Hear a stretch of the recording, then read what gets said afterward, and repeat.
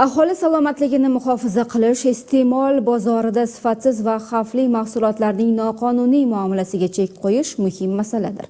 Ayniqsa dori vositalari ustidan nazoratni kuchaytirish fuqarolarning salomatligiga bevosita ta'sir o'tkazuvchi holat hisoblanadi.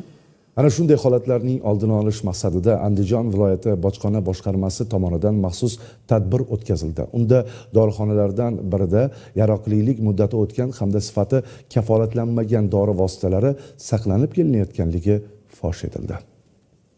Andijon viloyati bojxona boshqarmasi kontrabandaga qarshi kurashish bo'limi xodimlari tomonidan boshqa huquqni muhofaza qiluvchi organlar bilan hamkorlikda o'tkazilgan tezkor tadbir natijasida qiymati 300 million so'm bo'lgan sifati kafolatlanmagan dori vositalarining noqonuniy saqlanayotgani aniqlandi.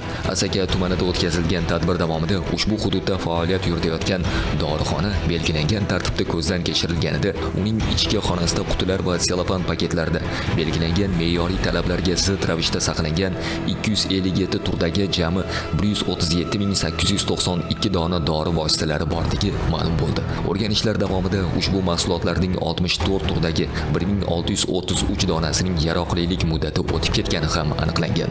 Mazkur holat sifatsiz dori vositalarining muomalaga kiritilishi orqali aholining salomatligiga jiddiy xavf tug'dirishi mumkin bo'lgan omil sifatida baholanmoqda.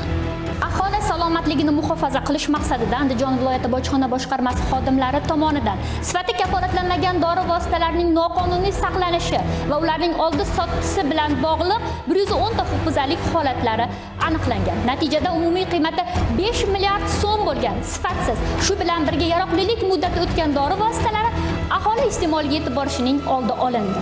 Hozirda mazkur holat yuzasidan bojxona organlari tomonidan dastlabki surishtiruv harakatlari olib borilmoqda.